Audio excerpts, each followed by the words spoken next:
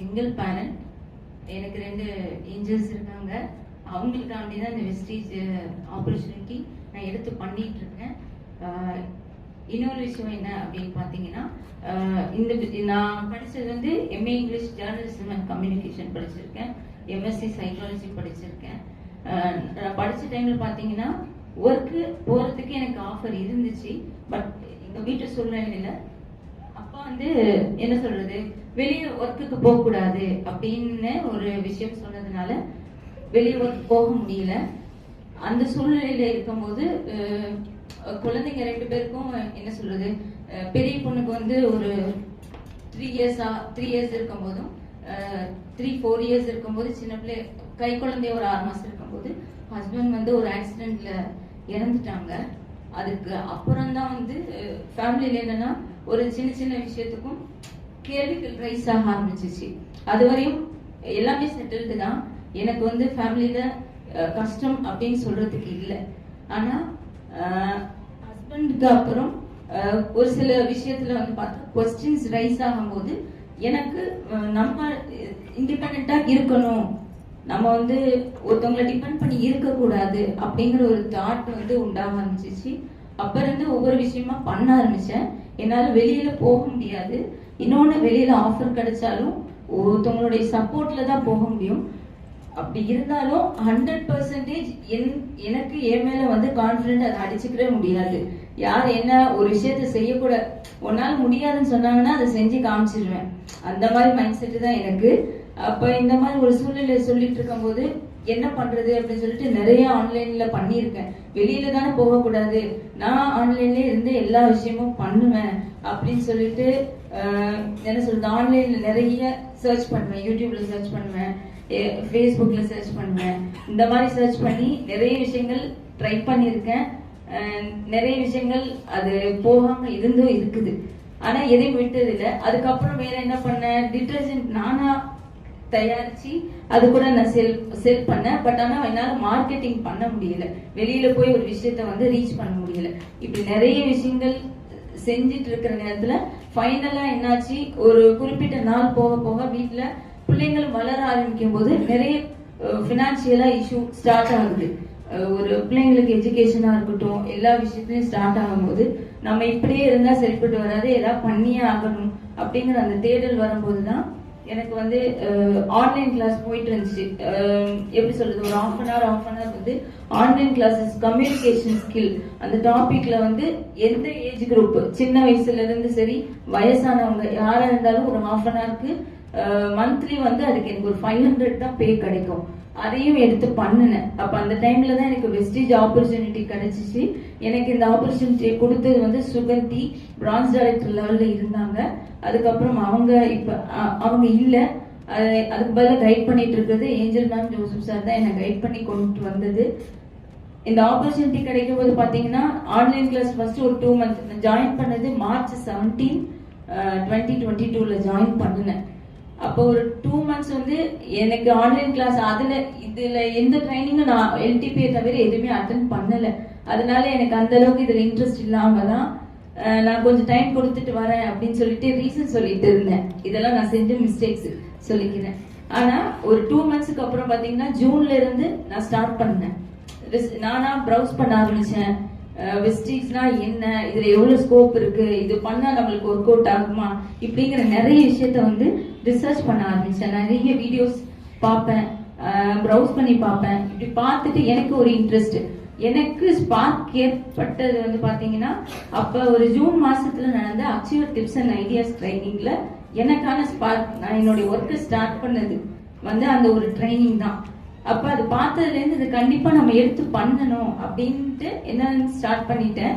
ஒன்னொன்னா எனக்கு எப்படின்னா, முதல்ல ஸ்டார்ட் பண்ணதே வந்து வீட்டுல உள்ள எனக்கு வந்து 6 அண்ணங்க இருக்காங்க. அவங்கள்ட்ட இருந்தா முதல்ல என்னுடைய ப்ராஸ்பெக்டிங்க ஸ்டார்ட் பண்ணினேன். நான் ஸ்டார்ட் பண்ணப்போ என்ன பண்ணாங்க, உனக்கு இதுக்கு செட்டே ஆகாது, நீ யார்ட்டையும் பேசவும் மாட்டா, இன்னொன்னு வந்து பார்த்தா நீ யார்ட்டையும் எதுவுமே அப்ரோச் பண்ண மாட்டா, உனக்கு இதெல்லாம் நீ பண்ண முடியாது அப்படின்னு சொல்லிட்டாங்க. நிறைய ரிஜெக்ஷன்ஸ் சொன்ன மாதிரி ஃபர்ஸ்டே ஒரு என்ன சொல்றது, ஸ்டார்டிங்கே நம்மளுக்கு அந்த ஒரு விஷயம் தான் ஸ்டார்ட் ஆச்சு. இருந்தாலும் நான் எனக்கு ட்ரைனிங் அப்போ அதுல இருந்து இந்த நாள் வரையும் எந்த ட்ரைனிங்கை நான் மிஸ் பண்ணது கிடையாது. ஸோ அப்படியே ஸ்டார்ட் பண்ணி நான் கொண்டுட்டு யார் என்ன சொன்னாலும் சரி நம்ம பண்றதை பண்ணுவோம் அப்படின்னு சொல்லிட்டு நான் பாட்டு செஞ்சுட்டு இருந்தேன். அப்போ பாத்தீங்கன்னா கரெக்டா நான் ஜாயின் பண்ணது மார்ச்ல, ஒர்க் ஸ்டார்ட் பண்ணது ஜூன்ல. அந்த நவம்பர் மந்த்ல வந்து silver director with team building நான் ஃபர்ஸ்ட் எலிஜிபிள் ஆனேன். பிரான்ஸ் டைரக்டர்ல டைரக்டாவே சில்வர் டைரக்டர் தான் நான் எலிஜிபிள் ஆனேன். அதுக்கப்புறம் பாத்தீங்கன்னா சரவணன் சார் சொல்லக்கூடிய முக்கியமான விஷயம் என்னன்னா டெய்லியுமே வந்து ரெக்ரூட்மெண்ட் அப்படிங்கிறது பண்ணணும் அப்படின்னு சொல்லி சொன்னாங்க. நான் 8% இருக்கும்போது சரவணன் சார்ட்ட ஒரு Q&Aல வந்து நான் ஒரு கொஸ்டின் கேட்டிருந்தேன். அதாவது என்னால வெளியில போக முடியாது, நான் எப்படி ரெக்ரூட்மெண்ட் வந்து டெவலப் பண்ணலாம் அப்படின்ட்டு. அப்ப சார் ஒரு பாயிண்ட் எனக்கு சொன்னாங்க, நீங்க உங்களால வெளியே போக முடியாட்டாலும் நீங்க லீடர்ஸை கிரியேட் பண்ணுங்க அப்படின்னு சொல்லிட்டு ஒரு வார்த்தை சொல்லியிருந்தாங்க. அந்த விஷயத்த தான் நான் பண்ணினேன். அதாவது நான் என்னெல்லாம் கத்துக்கிட்டனோ அதை என் டீம் மெம்பர்ஸ்க்கு வந்து எஜுகேட் பண்ணினேன். என்ன கேட்டாலும் எந்த டவுட் கேட்டாலும் கிளியர் பண்ணி கொடுப்பேன். அப்படி ஃபர்ஸ்டா வந்து லீடர் தான் வந்து எனக்கு ஃபர்ஸ்ட் டைரக்டர் மன்சூர் சார்னு சொல்லிட்டு வந்திருந்தாங்க. ஸோ ரெக்ரூட்மெண்ட் அந்த விஷயத்துல பாத்தீங்கன்னா நான் ஒரு இடத்துல போய் ரெக்ரூட்மெண்ட் பண்ணல, ஆனா பண்ணி இருக்கேன். ஆனா இப்ப சார் சொல்ற ரேஞ்சுக்கு என்னால பண்ண முடியல. ஆனா என் டீம் மெம்பர்ஸ் வந்து அதெல்லாம் நான் பண்ண வச்சிருக்கிறேன். டீம் மெம்பர்ஸ்க்கு எஜுகேட் பண்ணியிருக்கேன். டீம் மெம்பர்ஸ் எல்லாருமே ரெக்ரூட்மெண்ட் பண்ணுவாங்க. ஸோ இந்த மாதிரி தான் வந்து டீம் வந்து டெவலப் ஆகி கொண்டுட்டு வந்துட்டு இருந்தேன். இடையில ஏதாச்சும் நான் மிஸ்டேக்ஸ் பண்றேன்னா அப்ளைனா இதுல ஒரு விஷயம் என்ன எல்லாருக்கும் தெரிஞ்சுக்கிறணும் அப்படின்னு பாத்தீங்கன்னா, அப்ளைன்ஸ் ஒரு விஷயம் நம்ம பண்ணிட்டு இருக்கும் போது ஏதாவது ஒரு மிஸ்டேக் நம்மள்ட்ட இருந்து சொல்றாங்க அப்படின்னா அது வந்து நீங்க நல்ல வேலை எடுத்துக்கிறங்க. அதாவது நம்மளுடைய நல்லதுக்கு தான் நம்ம அப்ளைன்ஸ் சொல்லுவாங்க. அந்த விஷயங்களை வந்து நம்ம கரெக்டா என்ன மிஸ்டேக் பண்றோங்கிறத ரியலைஸ் பண்ணணும். இன்னொன்னு வந்து நம்மளுக்குள்ள நிறைய செல்ஃப் லேர்னிங்கிறது வேணும். இன்னொரு விஷயம் பாத்தீங்கன்னா பேஷன்ஸ். இந்த பேஷன்ஸ் இல்லைன்னு வச்சுக்கிறீங்க, இதுல வந்து நம்ம ரீட்டைன் ஆக முடியாது. இன்னொரு விஷயம் வந்து நம்ம எப்பயுமே நம்மள பாசிட்டிவான திங்கிங்ல தான் நம்மள்ட்ட இருக்கணும். கண்டிப்பா அந்த பாசிட்டிவ் திங்கிங் எப்படி வரும்னா, எனக்கு எப்படி நான் அதை டெய்லியுமே வச்சுக்கிட்டேன், எனக்கு கான்பிடென்டாவே நான் எப்பயுமே இருக்கிறேன், பாசிட்டிவா இருக்கேன்னா, இப்ப நம்ம வெஸ்டீஜ்ல எடுத்துக்கோங்களேன். நீங்க போட்டு இப்ப இன்னைக்கு நான் வெஸ்டீஜ் யூனிஃபார்ம் போட்டு வந்திருக்கேன் இல்லையா, சார் சொன்ன மாதிரி இந்த யூனிஃபார்ம் போடும் போது ஒரு கெத்து வரும். இன்னொன்னு நம்மளுடைய ப்ராடக்ட்ஸ் யூஸ் பண்ணும் போது அதுக்கு மேல ஒரு கெத்து வரும். கண்டிப்பா அது நீங்க ப்ராப்பரா உங்க டெய்லி லைஃப்ல வந்து யூஸ் பண்ணலன்னு வச்சுக்கோங்க, உங்களுக்கு நீங்க இந்த பிசினஸ்ல வந்து ரீடைன் ஆகிறது பெர்சன்டேஜ் கம்மியாகும். 100% உங்களுக்கு ரீடைன் ஆகணும் நீங்க இதுல அப்படின்னா நம்மளுடைய ப்ராடக்ட்ஸ் நம்ம வந்து கன்சியூம் பண்றவங்களா இருக்கணும். அதை நம்ம வந்து ஃபீல் பண்ணும்போது நம்ம கண்டிப்பா இதை எடுத்து அடுத்தடுத்த லெவலுக்கு நம்ம மூவ் ஆகணும். நம்மளே நம்ம செல்ஃப் மோட்டிவேட்டடா இருப்போம் அப்படிங்கறதையும் நான் ஷேர் பண்ணிக்கிறேன். அப்புறம் 1 இயர் எடுத்துக்கிட்டேன். சில்வர் டைரக்டர் வந்து நவம்பர் 2022ல வந்திருந்தேன். அதே மாதிரி நவம்பர் 23ல ஸ்டார் டைரக்டர் லெவல். எனக்கு எப்படின்னா பிரான்ஸ் டைரக்டர், இடையில கோல்டு டைரக்டர், அந்த மாதிரி நான் வந்து எஃபோர்ட் போடுறது சில்வர் வந்துட்டேன், கோல்டுக்கு வரணும் அப்படின்னு எஃபோர்ட் போடுவேன். பட் ஆனா ஸ்டார் டைரக்டருக்கு வந்துட்டேன். இன்ஷால்லா அடுத்து எனக்கு ஒரு டார்கெட் இருக்கு, மேக்குள்ள கிரவுன் டைரக்டர் ரீச் ஆகணும்ட்டு. அதுக்கான எஃபோர்ட் நான் போட்டுட்டு இருக்கேன். இன்னொன்னு டேவித் டியூசிடி சலன் சார் அந்த இதுக்கு எலிஜிபிள் ஆகிறதுக்கு பாத்தீங்கன்னா அந்த டைம்ல டீமுக்கு வந்து ரொம்ப ஒரு மோட்டிவேஷன் எல்லாம் கொண்டு போயிருந்தோம். இன்னொன்னு நிறைய ஸ்ட்ரகிள்ஸ் வந்துச்சு அந்த டைம்ல. அப்ப பாத்தீங்கன்னா கோல்ட் டைரக்டருக்கு எஃபோர்ட் போட்டுட்டு இருந்தப்ப லீடர்ஸ் வந்து ஃபார்ம் ஆனாங்க.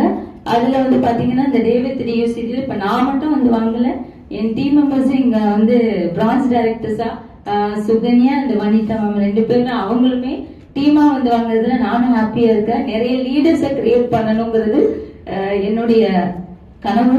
இன்னொரு விஷயம் என்னன்னா மைண்ட் நெட்வொர்க்ல வந்து நிறைய பேர் இருக்கணும் அப்படிங்கறது என்னுடைய கனவு. இன்னொரு விஷயம் என்னன்னா நம்மளுக்கு ஃபர்ஸ்ட் கனவு வேணும் ஃப்ரெண்ட்ஸ். கனவு பெருசா வைங்க, கண்டிப்பா நம்மளால பண்ண முடியும். அண்ட் எப்பயுமே பாசிட்டிவா திங்க் பண்ணுங்க. இன்னொரு விஷயம் என்ன அப்படின்னு சொல்லணும்னா, சில்வர் டைரக்டரா நவம்பர்ல வந்திருந்தேன். டிசம்பர்ல வந்து நான் குவாலிஃபைடா போனேன்.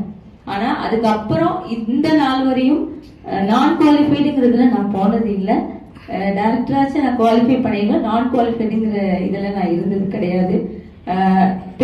பேஷன்ஸ் நம்மளுக்கு வேணும். நான் ரெக்ரூட்மெண்ட் கம்ப்ளீட்டா எடுக்கலன்னு சொல்ல முடியாது, நானும் ரெக்ரூட்மெண்ட் எடுத்திருக்கேன் சார். நிறைய தடவை சாட்டர்டே அண்ட் சண்டே இந்த மாதிரி ட்ரைனிங், நம்ம அச்சீவ் ஸ்டெப்ஸ், நிறைய விஷயத்துல நம்மளுக்கு வந்து சொல்லுவாங்க. அதாவது ரெக்ரூட்மெண்ட் டெய்லி எடுக்கணும்ட்டு என் சார்பா நான் எப்படி ரெக்ரூட்மெண்ட் நான் எடுப்பேன் அப்படின்னா, வீக்லி சாட்டர்டே சண்டே எனக்கு வந்து ஒருத்தவங்களோட ஹெல்ப்ல தான் போக முடியும். அதனால ஆட்டோல போவேன். என்ன நடக்கும்னா, என் டீம் மெம்பர்ஸ் எல்லாரையும் வந்து ரெக்ரூட்மெண்ட்டுக்கு கைடன்ஸ் பண்ணி அவங்க ரெக்ரூட்மெண்ட் போயிடுவாங்க. நான் என்ன பண்ணுவேன்னா, ஆட்டோல தான் உட்காந்துருப்பேன். என்ன கிராஸ் பண்ணி போவாங்க இல்லையா, கிராஸ் பண்ணி போறவங்க எல்லாருக்குமே நான் இன்வைட் பண்ணி அப்படி நான் ரெக்ரூட்மெண்ட் எடுத்திருக்கேன். இன்னொரு விஷயம் என்னன்னா, ஹவுஸ் ரெக்ரூட்மெண்ட் எடுத்திருக்கேன். வீக்லி வந்து தெரிஞ்சவங்க எல்லாருமே இன்வைட் பண்ணுவேன் வீட்டுல இன்வைட் பண்ணி அவங்கள எல்லாத்தையும் பேசுவேன். எல்டிபி ஃபர்ஸ்ட் பார்க்க வச்சிருவேன், அதுக்கப்புறம் பேசி ஐடியா கன்வெர்ட் பண்ணுவேன். என்னால எப்படிலாம் ரெக்ரூட்மெண்ட் எடுக்க முடியுமோ அந்த வகையில என்னுடைய நான் வந்து ரெக்ரூட்மெண்ட்ஸ் எடுத்துட்டு இருக்கேன்.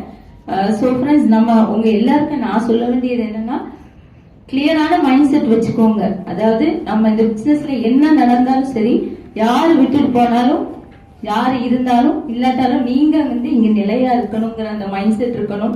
ரெண்டாவது, செய்யக்கூடிய விஷயத்த கன்சிஸ்டன்டா செய்யுங்க, எப்பயுமே பிரேக் எடுக்காதீங்க. அடுத்த விஷயம், இதுல நம்மளுக்கு பேஷன்ஸ். நம்மளுக்கு வந்து எந்த ஒரு விஷயத்தையும் வந்து அடையணும்னா முதல்ல பொறுமை வேணும். பொறுமை இல்லாம உடனே இப்ப பண்ணிட்டேன் ரிசல்ட் வரும் அப்படின்னா கண்டிப்பா வராது. நம்ம அதுக்கான அந்த நேரம் காலம் வந்து நம்ம கொடுக்கணும். அதுக்கான சரண் சார் கேட்பாங்க, அதுக்கான விலை நீ கொடுத்துருக்கியான்னு. ஸோ அதுக்கான நேரம் இருக்கும், அதை கொடுத்தோம்னா கண்டிப்பா ரிசல்ட் வரும். ஸோ இந்த வாய்ப்பு கொடுத்த எல்லாருக்குமே நான் தேங்க்யூ சொல்லிட்டேன்.